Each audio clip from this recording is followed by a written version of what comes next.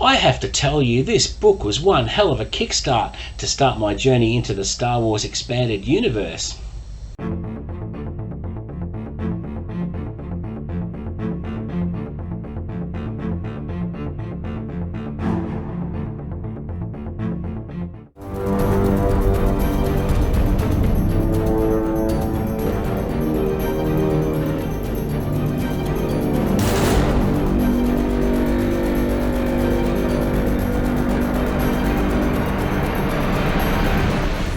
What's up guys, and welcome back to the channel. You're with Chris, and today I'm super excited to be sharing with you the first episode in a potential new segment for the channel called Reading the Star Wars Expanded Universe. Now I'd like to apologize up front because my voice isn't up to scratch today. I feel like I'm losing it, so you might see some editing here as I cough off camera, but I also may need to slug down a mouthful of water or two while filming, so I hope you'll bear with me. But guys, I regret not getting into these books any sooner. I mean, back in the day, I remember devouring the original Thrawn trilogy, and I loved it. And of course, there were heaps more books that followed in the 1990s and the 2000s, which I missed, and they tended to pass me by, and I always wanted to read them, but tended to get distracted, and life was pretty hectic back then for me. But it wasn't until last year that my interest in the books was piqued again, because I heard that Del Rey were planning on re-releasing some of the Star Wars EU books in a brand new format and with brand new cover art, and relabeled as the Star Wars Essential Legends Collection. Now these books, I showed off a few of them that I bought in my last book haul video. If you haven't caught that one, give it a watch, because it is my largest single book haul video I have ever done on this channel. And the cover art for these books is sensational. I like the larger format of them because the binding is a bit looser, so they're a lot more durable, and yeah, I just love the cover art on them, so check that out because I do show them off in a bit of detail there. Now, I found that collecting them this way for me was going to be a little bit easier than hunting down all the old copies, which I was procrastinating about doing in recent years, and it just turned out to be a time-consuming task and an expensive one. And I figured if Del Rey are rolling them out, if I can somehow buy what they've released so far, and then I can be in a position to collect them as they're released and finally get an opportunity to amass my own collection of Star Wars novels. Alright, so let's get into it. So I kicked this whole thing off with Darth Plagueis, written by James Luceno, published in 2012. This was a phenomenal read for me, and when I was deciding which book to read first, because let's face it, I was spoilt for choice given there's hundreds of books out there, but when I did my research on what to read first and what the best books were, all the signposts pointed to what this book, because among the Star Wars fan base, it is the most popular, and it's reputed to be the most well-written book in the entire expanded universe, which is a pretty big claim, but it made my decision easier. I mean, where better place to start than a fan favorite? And I don't regret picking this up. I thought it was absolutely brilliant.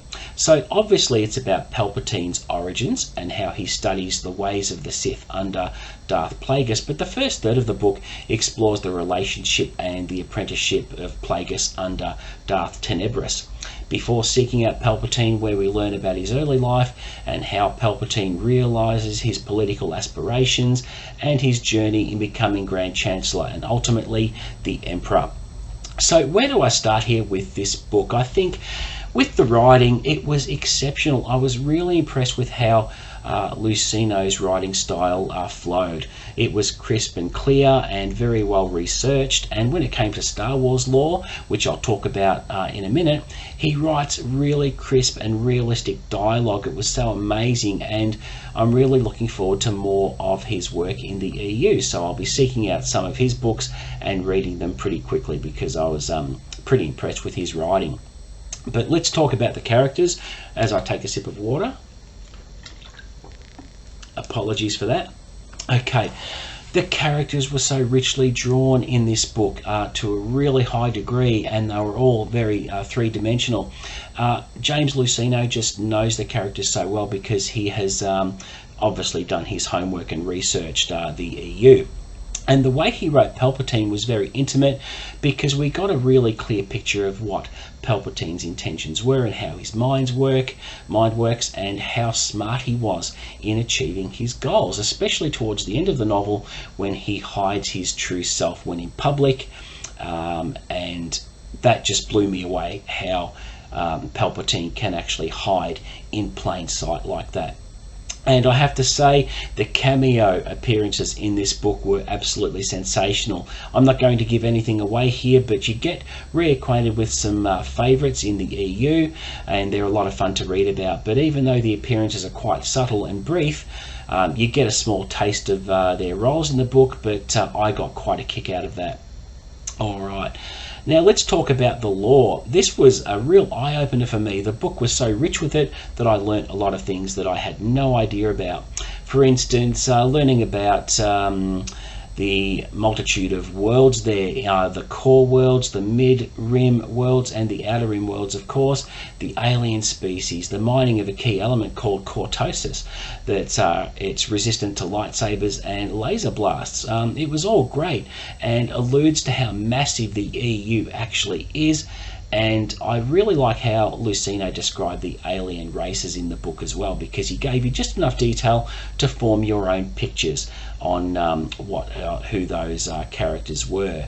And when he described them as he did, I recognised them from the movies and things like that, which was really, really good. But he didn't really go into really exhaustive exposition or descriptions. He allowed your imagination to fill in the gaps, and I thought that is always a good hallmark of a good writer.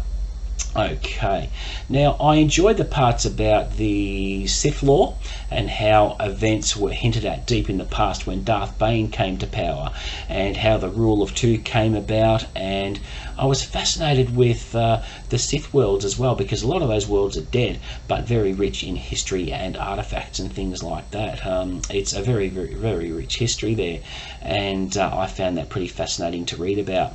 Now, this didn't affect my enjoyment of the book at all, but these parts were very well written. But when it came to the political intrigue that James Luceno was talking about, I got a little bit lost at times, and that's no disrespect to the author. The book was brilliantly written. It's just that my brain works a little bit differently, and it takes me a little bit of time to absorb that and get my head around the political intrigue. But it was so well written, it wasn't really a negative thing. All that political intrigue was pivotal to Palpatine's rise to power. The ending, I thought the ending was very strong, and I enjoyed it a lot. I particularly liked how not even Darth Plagueis had any inkling of how much knowledge of the Force Palpatine had, especially towards the end, where people really underestimate him, and he's not to be underestimated. It was very, very surprising on how he acted in the end of the book, and it was just a really good ending in my opinion. But the other thing I also loved about the book is the tie-in to the Phantom Menace. There were references there, the cameos were there, and certain events seen from someone else's point of view made it very enjoyable to read, and I found that was a big highlight in the book for me. Okay, so there you go, I made it without coughing, look at that. So that is it for my first episode in what I think might make a good segment on the channel, and I'm really looking forward to reading more of the books in the EU, and yeah, I'm having a ball with it. So thank you very much for watching. Please don't forget to like and subscribe, offer up any comments below in the feedback, and I'll always respond to that and engage with you. But until the next video guys, which won't be too far away, I'll catch you later.